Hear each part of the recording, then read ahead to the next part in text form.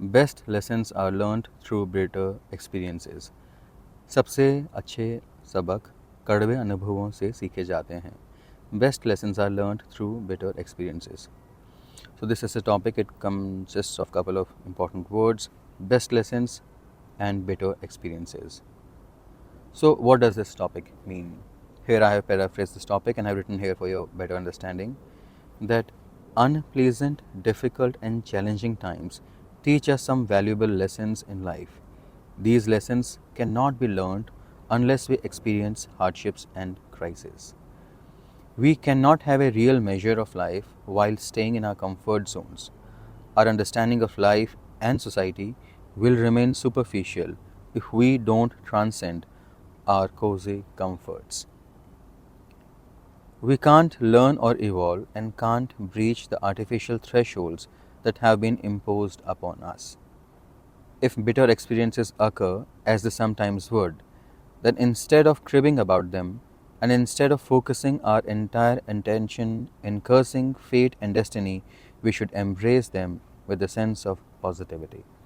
So, this is my interpretation of this topic, and with this, you could have, with such an introduction, you could have started this essay topic. So, basically, this essay suggests that the best lessons are those that are learned which are learned through some bitter experiences, some tough times, some moments of crisis, conflicts, something which goes against your wishes. When life it takes a course or it takes a path which is very different from how you anticipated. That path is full of pain and sufferings. So those kind of movements, they teach you some valuable lessons, some important lessons that you would not learn if everything was working according to your wishes. So what examples can we plug in here? With you can plug in as many examples as you want from your knowledge of history. Some examples I have written here. For example, 1962 war. 1962 war, it taught us many things, that the idealism of Panchsheel, it had its limitation. So from this 1962 war, India started investing heavily on armed forces. And likewise, the 62 war, 65 war, 71 war, it taught us many experiences, it taught us many lessons that continue to inspire us, continue to shape our foreign policy, they continue to shape our policy towards our defense and so on. Likewise, colonial rule also, it gave us many lessons. For example, it taught us the importance of unity. It taught us that if we keep quarreling amongst ourselves, then we might again get subjugated. So a handful of Britishers came in the past and they subjugated this entire Indian subcontinent because we were fighting amongst ourselves. That lesson has penetrated our deep psyche. It has become part of our collective experience of life, collective consciousness it has become a part of. And now we are very much fundamentally clear about this thing, that come whatsoever, national integrity and sovereignty cannot be compromised. That is why today we have a very strong center. So you can plug in examples or you can borrow examples from your knowledge of history. Now let us take some examples from general life. Love, health, exams, jobs and economy and stock market, all these things, they show us that how bitter experiences and painful times, they teach us some valuable lessons. For example, love. All our ideas about love, sometimes they're bookish, sometimes we learn about them from movies, from poetry and so on. But the best lessons about love are those that are learned when you have a broken heart, when you actually start loving someone. And there is no substitute to those lessons. Likewise, health. Many of us ignore health, the importance of health. But when you fall sick, you realize how much vital it is for you to take care of your health. Likewise, exams and studies and jobs and economy, everywhere you can see that the bitter experiences, the bad moments, they teach us much more than the good moments. Now, some exceptions or something extra if you want to talk about. For example, I've written here about traumas of childhood, and let us, if we focus on violence and sexual abuse which some children are subjected to, then these bitter experiences need not necessarily transfer into lessons. They may or they may not. Sometimes they damage a child irreversibly. The child is not able to recover from the damage that this violence and sexual abuse incurs on them. So, traumas during childhood or during when you're young or during later stages of life due to some kind of crimes, they may have a different effect. But nevertheless, we will take major the major chunk of our ideas would flow down towards these prepositions itself. Towards the later stages, we would come back to these points here. And what way forward we can suggest is that I've written over here that if bitter experiences occur, bitter experiences will occur. They are inevitable. Life will never occur as per your plans, whatever plan you may have for life. And this is applicable for individual also, for society also, for nation also. So whatever your plans may be, whatever your theories may be, but they are bound to fail. And see, when things get difficult or when it becomes tough, then instead of cribbing about life, instead of complaining, instead of focusing our entire attention in cursing fate and destiny, ये बोलना कि किस्मत बहुत खराब है, ये सब, instead of playing that victim card, we should embrace them. ठीक है, जो हो गया सो हो गया, जो गलत टाइम चीज़ें हो रही हैं, and after embracing them, we with a sense of positivity, we should see what best we can do. Okay, so this is the general structure of the essay that you could follow. These are some of the hints. Now I want to discuss something more here. I want to talk about that why is it so. So far we have given some examples that okay, yes, bitter experiences, they led to good lessons. Some examples from Green Revolution, from and so on, from colonial rule and history. These are the examples to illustrate your point. But why is it so that bitter experiences that teach you something which good movements or good experiences can't?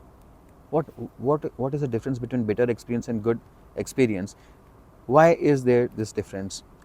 Why can't good experiences or good moments teach you what bitter experiences can? The reason is because bitter experiences, one thing is they push you through your comfort zone, beyond your comfort zone, and second is bitter experiences occur because a lot of times they occur because things did not work as per our plans.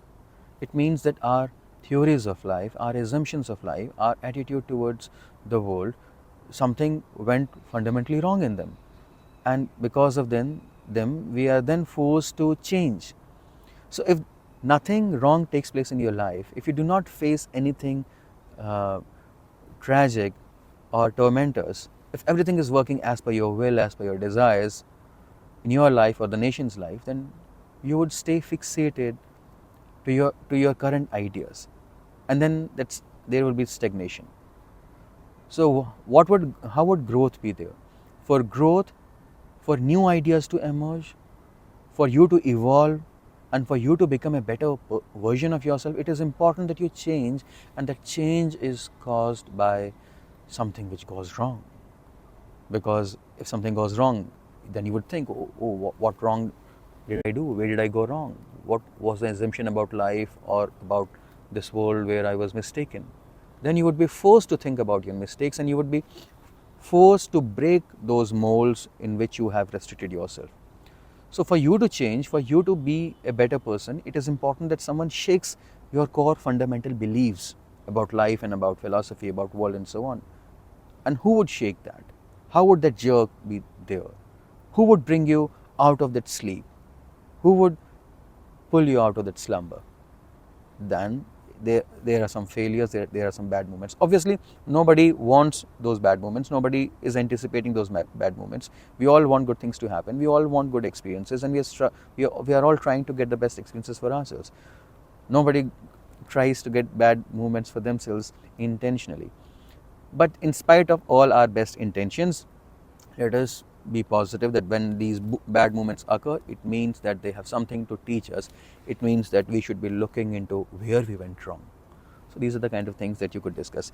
Now, before I close this discussion, I want to tell you that this topic is very similar. It's very similar to the kind of topics that I had been discussing in my test series, and it is very similar to one topic which I would share with you right over here. This was a topic that I had given to my students, and some of the notes and some of the lines that you can copy here, they will be important for your future essays also. So what it suggests is that imperfection, crisis and fault lines, they set ground for individual and societal greatness. We get to see individuals rising above their weakness and displaying exemplary courage, innovation and other qualities. Focus on these lines.